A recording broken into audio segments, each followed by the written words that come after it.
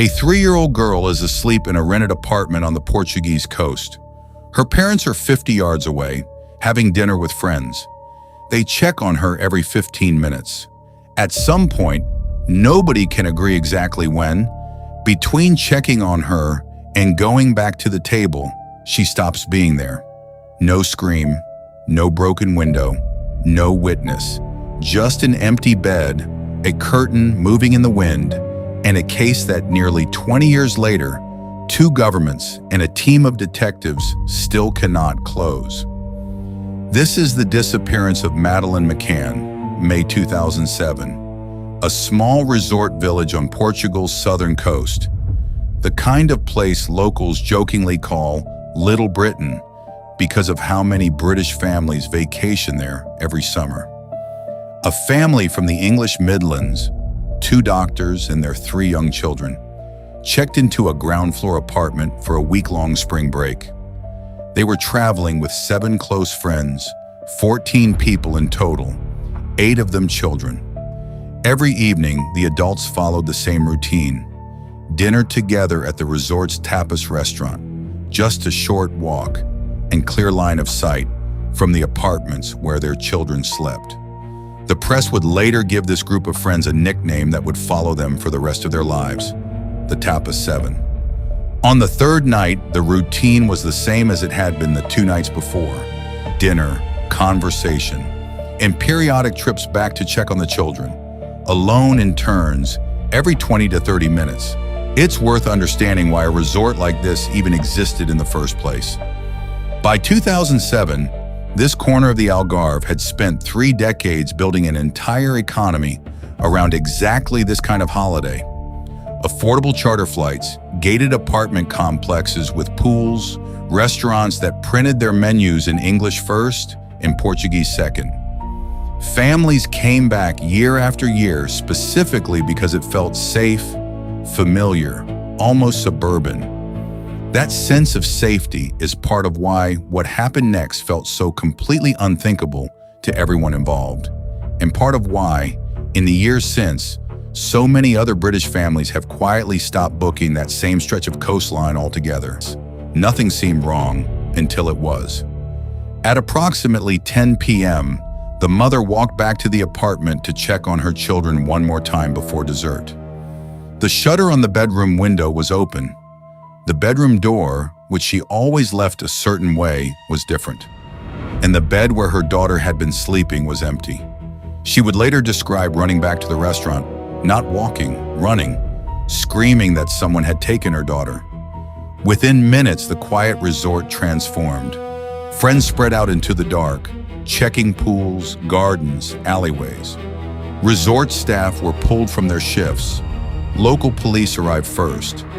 And what should have been the most critical hours of any missing child investigation began instead with confusion, delay, and decisions that would be picked apart for the next 2 decades. It would take nearly an hour for a dedicated Portuguese police officer to actually arrive on scene. A delay that, in the years since, investigators and outside experts alike have repeatedly pointed to as the single most damaging gap in the entire case. By the time any trained officer set foot in that bedroom, dozens of people had already walked through it, touched surfaces, opened drawers looking for clues themselves, and effectively erased whatever forensic picture might have existed in those first critical minutes. Within the first 48 hours, mistakes piled up. The apartment was never properly sealed. Family and friends moved freely in and out of what should have been a controlled scene. A formal, full forensic search of the surrounding area didn't happen for days. And when search and rescue specialists were finally brought in from the UK, their report was blunt. The search had been disorganized, undertrained, and too slow. One detail stood out early.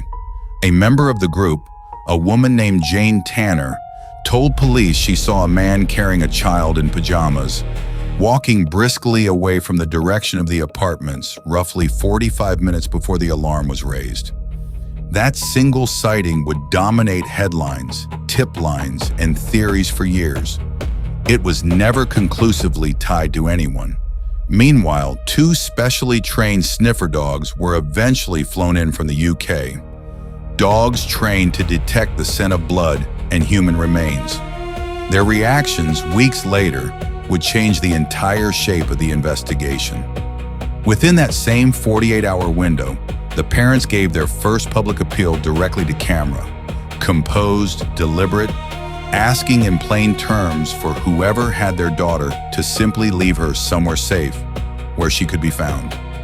It was the first of what would eventually become hundreds of public appearances over the following 2 decades, the opening moment of a media relationship that would alternate, almost without warning, between sympathetic and openly hostile, sometimes within the same news cycle. 12 days after the disappearance, Portuguese police named their first official suspect, a British Portuguese property consultant living with his mother less than 150 yards from the apartment. He had offered to help translate for police in the chaotic early hours. Members of the Tapas group said they recognized him near the apartment shortly after the alarm was raised. For months, he was treated by parts of the press as the man who likely held the answer. His life was taken apart in public. And then, nothing held up. No physical evidence ever connected him to the disappearance. Years later, he successfully sued multiple British newspapers for libel over how he'd been portrayed and won. He was never the answer, but the case needed one, and the search for it was about to turn somewhere nobody expected. He married in 2009, settled back into ordinary life running his own business, and was re-interviewed once more in 2014 as part of a broader review, again purely as a witness. He's said in interviews since that winning those libel cases never actually delivered the relief he expected. The money came through, the apologies were printed, and none of it changed the one fact that actually mattered to him. The missing girl still hadn't been found, and probably never would be, just because his name had finally been cleared. In September 2007, 4 months into the investigation, Portuguese police did something that shocked the world. They formally named the missing girl's own parents as suspects. The reasoning centered on the cadaver dogs. One of them had reacted near a spot in the apartment, and again in a vehicle the family had rented weeks after the disappearance. British forensic labs ran DNA tests on samples taken from that reaction. The results were inconclusive, too degraded, too small a sample to prove anything either way. It didn't matter. The story exploded. Tabloids ran with theories that the parents had staged a break-in or hidden a tragic accident. The family maintained their innocence, cooperated with every request, and refused to leave Portugal voluntarily, insisting they wanted to keep searching.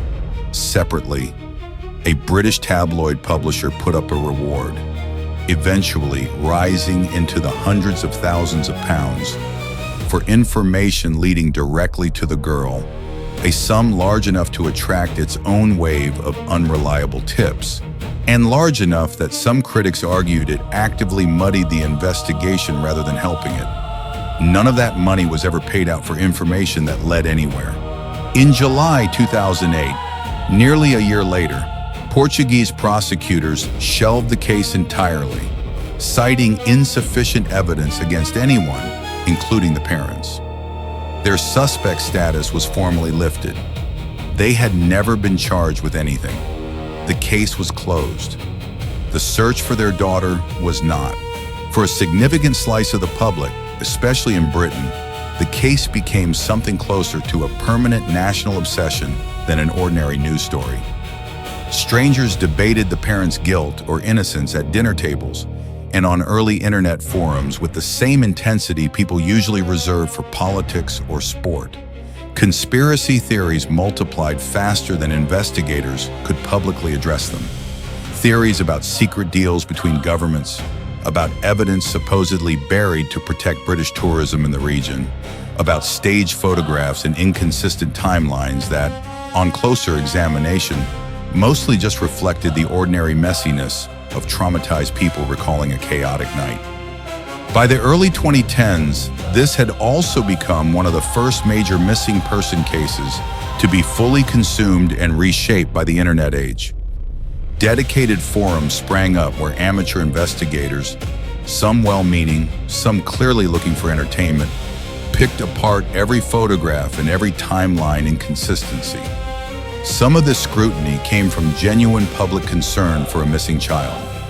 A lot of it, by any honest accounting, came from something closer to entertainment. True crime as spectator sport played out against two grieving parents who had no ability to control the narrative being built around them. With the official Portuguese investigation closed, the family did something almost no one in their position had done before. They kept fighting publicly. They set up a fund to finance private investigators. They appeared on television across the world. Thousands of sightings poured in from 6 continents, almost all of them dead ends. In 2011, under pressure from the British Prime Minister himself, Scotland Yard launched its own dedicated investigation, Operation Grange. For years, it reviewed thousands of documents, re-interviewed witnesses, and quietly built a case file that the Portuguese investigation had never assembled. It would take nearly a decade for that work to point toward a name nobody outside the Algarve had ever heard. That operation would eventually be funded to the tune of more than £13 million across the following decade and a half. At its peak in 2012, that single year's funding alone topped £2.5 million. A decade later, it had shrunk to a skeleton team costing well under £200,000 a year.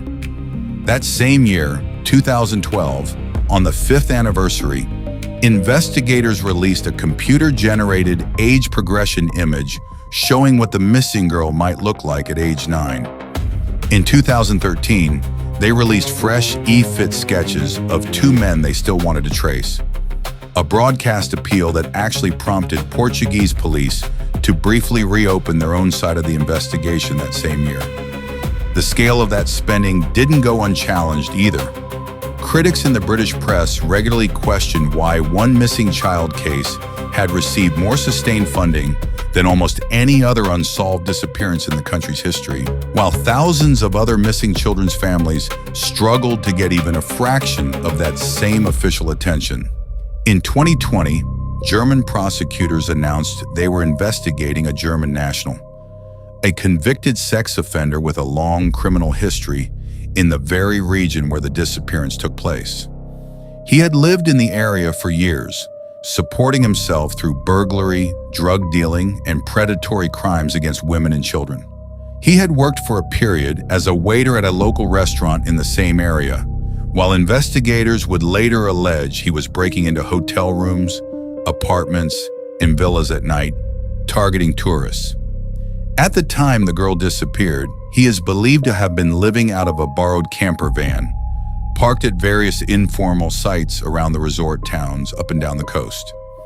Investigators later dug up an allotment garden he'd once rented near the German city of Hanover and appealed to the public through a long-running German true crime television program, broadcasting his photograph and asking anyone who recognized him from the Algarve to come forward.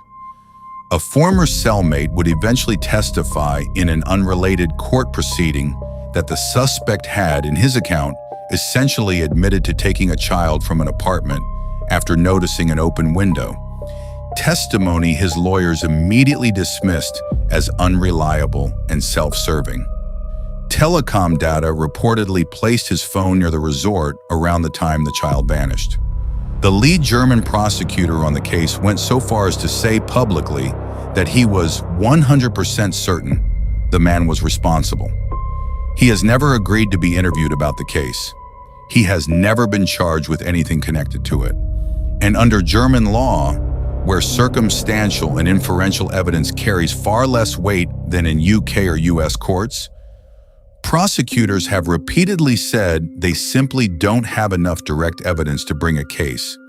He remains to this day only what investigators call him, the named suspect. Not a convicted man, not a charged man, a name attached to a case that refuses to close. In September 2025, after serving a 7-year sentence for an unrelated rape conviction, the German suspect walked out of prison a free man, fitted with a GPS ankle tag, followed in shifts by undercover officers around the clock. He was initially fitted with that ankle tag and relocated into sheltered housing in the northern German city of Kiel, having reportedly run out of money entirely.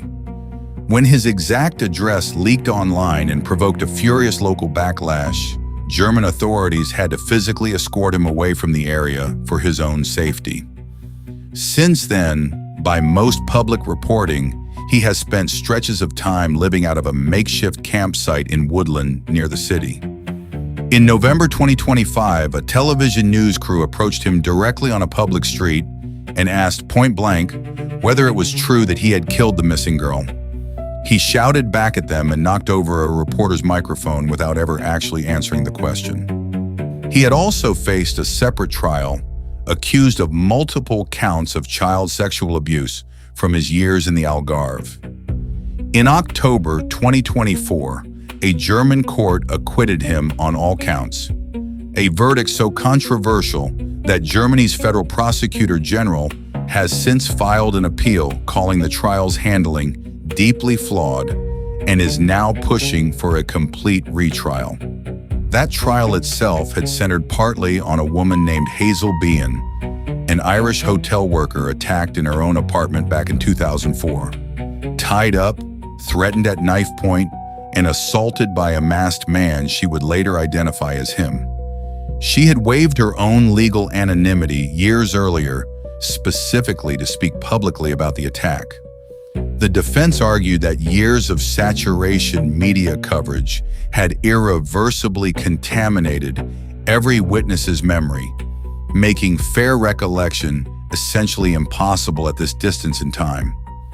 An argument helped by the fact that months before the verdict, the court had already revoked the suspect's standing arrest warrant, citing unreliable witnesses and a lack of forensic evidence. In May 2023, investigators had also searched a remote reservoir roughly 30 miles from the original resort, a place the suspect was known to frequent, recovering fabric and plastic fragments that were never publicly confirmed to have any connection to the case at all. Britain's Metropolitan Police, meanwhile, have reportedly assembled what they call their strongest evidence file yet, built specifically to pursue an extradition for abduction and murder, ahead of the case's 20th anniversary. Whether a German court would ever allow one of its own citizens to be handed over to a non-EU country remains, legally, an open and bitter question. That legal wall isn't some obscure technicality. Germany's constitution has blocked extradition of its own citizens to non-EU countries in several unrelated cases over the decades, regardless of how serious the underlying allegations were. As of February 2026, Germany's Federal Prosecutor General had submitted a formal report to the country's highest appeals court, arguing the 2024 acquittal should be thrown out entirely, with a full retrial ordered in a different court.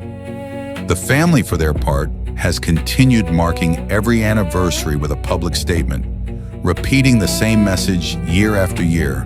The search continues, and they remain hopeful. Investigators have also continued quietly exploring other threads over the years, including the long-standing possibility of an organized abduction connected to trafficking.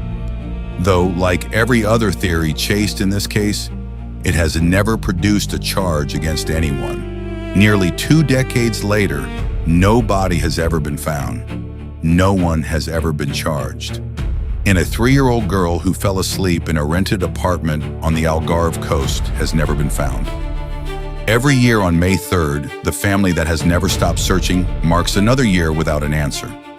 Detectives in 3 countries still call this an active case, and somewhere, a man who has never been charged with anything continues to live under surveillance, watched but not yet proven guilty of anything beyond the crime that did send him to prison. Think about that for a second. 19 years, 3 countries, 13 million pounds in official funding alone, never mind everything spent privately. Dozens of investigators, hundreds of journalists, thousands of false leads, and one named suspect who has spent more recent nights sleeping in a tent in the German woods than answering a single direct question about what happened that evening. And still, legally, officially on paper, nobody knows anything for certain. Maybe the truth comes out in a courtroom in Germany. Maybe it never comes out at all. That's the file. That's the cold files.